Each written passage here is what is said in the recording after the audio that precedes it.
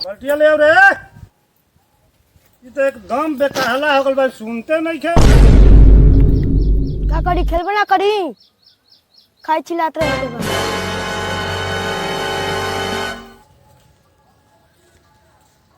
रे सर बल्टिया ले आओ। ई तो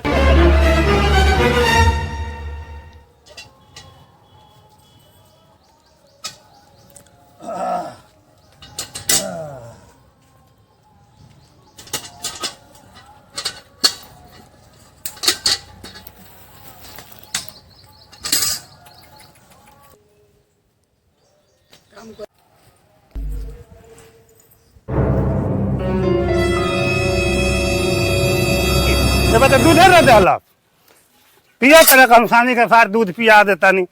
का करी हमारा समझ से अब का कही, हमारा दिमाग खराब कर दिले बड़ा सही। कौनो काम नहीं कर, जितना काम करतनी अकेले करतनी हम। पिया तू सांझी के दूध तरह हम पिवा देता नहीं है बड़ा। केका लड़का हो? झाड़ुआ नहीं खेलागत। अरे केका लड़का हो? पक्का पे कहली बा फिर तो आज हमारा आंखें भड़का दी। गधा के पढ़ा हो गई, पढ़े के न लिखे के न स्कूल के मुंह देखत रहो, आ दिन भरी बगाइल फिरते रहो। एकर गार्जियन क्यों नहीं के हो? का बोलो भाई? अरे मरो पूछत रहो मत पुलिस समाज हमारा आंख भड़का दी। कल्याण बोल के कहीं चश्मा पे लगो, मतलब बिना चश्मा करे तो हमारा आंख भड़क जाई। ई लड़का के तू पढ़े लिखे के देखो भेजत का? पक्का बेकहली हो गई भाई। आम गाँव में रहेला कि ना? नहीं ये तो का कहता है रे, तब दिन भर गुलिन देख डर डर डर रे रे कल तब तो सही होगा कि ना होगा बोल। मार मैं तार करता तू दम दाबिए दम करता हर मुआइए दे भाई बेरा।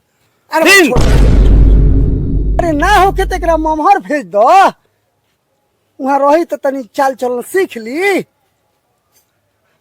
ठीक कहता रे भाई, अब दोसर उपाय नहीं है। हाँ भेज दो ओकरा के जा। कहते को बाप मातारी तो बान, अब हम अकेले का करी, हम परेशान बानी। ये बात हम कहता नहीं, भेज दो कि सुधर जाई वहाँ। अब का करी, हम अपने माल गोरू के देखी कि एकरा के देखी।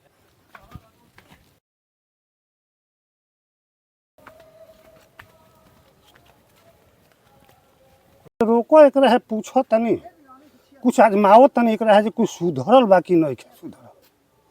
अब रे गंगा जी में को बड़का अरार गिरल है रे। हाँ बाबा, हमारे देह में पानी के छिटका पड़ल है। बाप सार हम तो जानते थे सुधर गई, साथ तो और बिगड़ गए। और बिगड़ गए, हम कहे सुधर गए। मन तो चपले चपले साके दूर दी।